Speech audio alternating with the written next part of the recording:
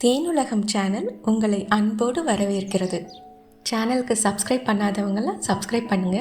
இப்போ கதைக்குள்ளே போகலாம். பனி பொழிந்த கனல். எழுதியது தேனு, வாசிப்பதும் தேனு. அத்தியாயம் 28.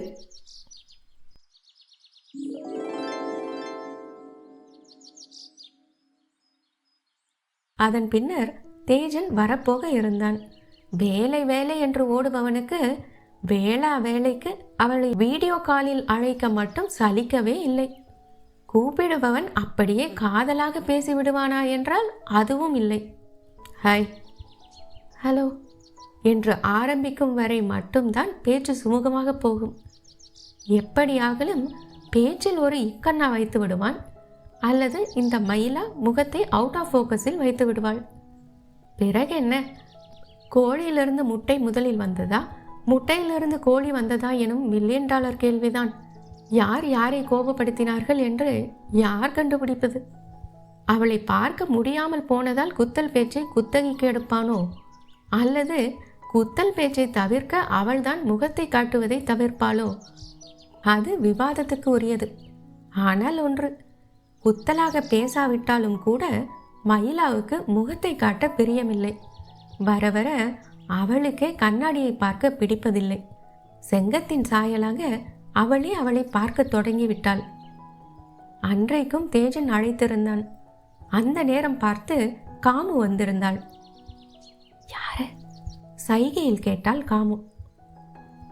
தாலிமேன் என்று வேறு பக்கம் திரும்பி கிசுகிசுத்தாள் மயிலா. அழைப்பை மியூட்டில் போட்டுவிட்டதாகத்தான் நினைத்திருந்தாள்.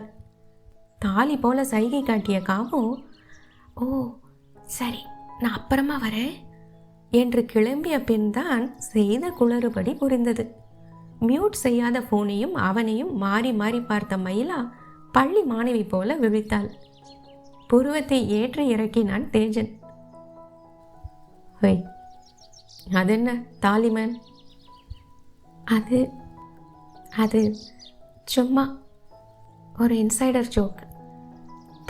தாலிபன் மாதிரி டெரராக இருக்கிறதால தாலிமேன். உதட்டை கடித்து கொண்டு சொன்னாள். நான் டெரரு, நீ பயப்படுற. சின்னதாய் ஒரு முறுவல் எட்டி பார்க்க அதை சுவடின்றி மறைத்த தேஜன், சரி போ என்றான். தப்பித்தோம் பிழைத்தோம் என அலைபேசியை அணைத்து விட்டாள். வெகு நாட்களுக்கு பின் தேஜன் முகத்தில் ஒரு தேஜஸ் திரும்பியது போல தோன்றியது. கண்ணை மூடினாலும் இமை கூரையை பிரித்து கொண்டு கண்ணுக்குள் வந்து நின்றான் அவன். இன்னும் கொஞ்சம் சிரிச்சாதான் என்னவா? கண்ணக்குழிய பார்த்து எத்தனை நாள் ஆச்சு? சரியான கஞ்சண்டா உங்க அப்பா என வயிற்றை வருடி செல்லமாக சொல்லி கொண்டாள். என்னவோ வயிற்றில் இருப்பது குட்டி தேஜுவாகத்தான் இருக்கும் என தேஜனை போன்றே அவளுக்கும் தோன்றியது. அங்கே தேஜனுக்கும் அவளுடைய நினைப்புதான். வேலை விஷயமாக வெளியூருக்கு வருவது நிஜம்தான் என்றாலும் முதல் காரணமோ முக்கிய காரணமோ வேறு. பல விதங்களில் மயிலாவின் அருகாமை அவனை சோதித்ததுதான் அந்த காரணம். செங்கமாக தோன்றுகையில் சிதில் சிதில் ஆகிறான். மயிலாக பார்க்கையில் மையலில் மயங்குகிறான். அருகில் அவளை வைத்து கொண்டு அவனை அடக்கிக் கொள்வது குதிரை கொம்பாக இருந்தது. இரட்டை உயிராய் இருப்பவளிடம் எல்லை மீறி விடுவானோ என்கிற அச்சத்தில்தான் ராத்திரி வீட்டுக்கு வருவதை கூட பெரும்பாலும் தவிர்த்தான். அப்படியே தவிர்த்தாலும் 2 நாளுக்கு மேல் அவளை பார்க்காமல் இருக்க முடிவதில்லை. அதனால்தான் பகலில் வந்து விடுகிறான். பகலில் வந்து பகலில் கிளம்பி விடுகிறான். தொலை தூரத்தில் இருக்கையில் அலைபாயும் மனதுக்கு ஒரு மருந்தாக அலைபேசியில் அழைத்து கொள்வான். பார்வையாலேயே அவளை பருகி தாகம் தணிவான். அப்படிப்பட்ட பொழுதில் முகத்தை காட்டாமல் அவள் தவிர்க்கும் போது தானாக குத்தல் பேச்சு குற்றால அருவியாக கொட்டும். இன்றைக்கு அது போன்ற அசம்பாவிதங்கள் ஏதும் இல்லாமல் அந்த அழைப்பு இனிமையாக ஆரம்பித்து இனிமையாகவே முடிந்ததில் அவனுக்கும் பேரானந்தம். மயிலாவிடம் காட்டாது மறைத்த முறுவல் கண்ணாடி முன் கட்டுக்கடங்காமல் மலர்ந்தது. மீசையை முறுக்கிவிட்டவன் மயிலா சொன்னது போலவே தாலிமன் என்று சொல்லி பார்த்தான். கண்ணக்குழி தன்னை கொண்டாடி தீர்க்கும் பெண்டாட்டி மயிலாவை தேடி வாடியது. எங்க வார்த்தைக்கு மதிப்பு கொடுத்து உங்க முடிவை மறுபரிசீலனை செஞ்சிருக்கீங்க. ரொம்ப சந்தோஷம் டிஜே. சபாபதி சொல்ல போஸ் ஆமோதித்தார். ஆமா டிஜே, நான் அப்போ சொன்னது தான். விளக்க தூண்டி விட்டாதானே பிரகாசமா எரியும். அதனால விளக்கோட மதிப்பு குறைஞ்சிடுமா? விளக்கு விளக்கு தான். உங்க வளர்ச்சிக்கு உங்க அப்பா உறுதுணையா இருந்திருக்காரு, வழிகாட்டி இருக்கிறாரு. ஆனா உழைப்பு முழுக்க உங்களோடது தானே. முழு மனசோட நிறுவனத்தை தொடர்ந்து நடத்துங்க. தேங்க்யூ போஸ். ஏதோ ஒரு விதத்தில் உங்கள் வார்த்தை என்னை சாந்தப்படுத்துது. நெஞ்சை நீவியபடியே தேஜன் சொன்னான். மயிலா மேடம் என்று ஆரம்பித்த போஸ் தேஜனின் கூர்நோக்கில் சற்றே தடுமாறினார். மயிலாவுக்கு என்ன? ஒன்றும் இல்லை, மயிலா மேடமை கேட்டதா சொல்லுங்கன்னு சொல்ல வந்தேன். சரி, நான் வரேன் DJ. see you soon. Show என்று விடை கொடுத்த தேஜன் மயிலாவின் நினைவில் மூழ்கினான். கடந்த சில நாட்களாக அவளை பார்க்க பேச சந்தர்ப்பமே வாய்க்கவில்லை. தொழில் தொடர்பான முக்கிய முடிவுகளை எடுப்பதிலேயே அவன் கவனம் குவிந்திருந்தது ஒரு காரணம். அதையும் மீறி நேரம் எடுத்து அவளை அழைத்தாலும் அவள் கையில் கிட்டிய பாடில்லை. அவளுடைய தோழியர்தான் எடுத்தார்கள். இப்போதுதான் குளிக்கப் போனால் மசக்கை, மயக்கம் என ஏதாவது ஒரு காரணம் தந்தார்கள். போன தடவை கூப்பிட்ட போதும் அப்படித்தான். நீங்கள் வரும்போது நாங்கள் கொடி மண்டபத்துக்கு போயிருந்தாலும் போயிருப்போம் சார். எப்பவும் போல எரவானத்தில் தான் சாவி இருக்கும் என்றாள் ஒருத்தி. ஸ்டாண்டிங் இன்ஸ்ட்ரக்ஷன் போல அவள் சொன்னதை அடக்க மாட்டாத எரிச்சலோடு ஏற்றுக்கொண்டான். எப்போதடா அவளை நேரில் பார்ப்போம் என்று இருந்தது. அவனை அறியாமலேயே மயிலாவிடம் கண்ட செங்கத்தின் சாயல் மங்கிக் கொண்டே இருந்தது. சொல்லாம கொள்ளாம அவ முன்ன போய் நின்னா என்ன செய்வா? ஆனந்திப்பாளா? அந்த கண்ணோ கன்றி சிவக்குமா? எடை கொஞ்சம் கூடியிருப்பாளோ? வயிறு மேடிட்டு இருக்குமா? எத்தனை மாதத்துல தெரிய ஆரம்பிக்கும்? தெரிந்து கொள்ள உள்ளம் பரபரத்தது. பரபரப்பும் பரிதவிப்பும் அவனுக்கு மட்டுமா சொந்தம்? அங்கே மயிலாவுக்குள்ளும் அதே நிலைதான்.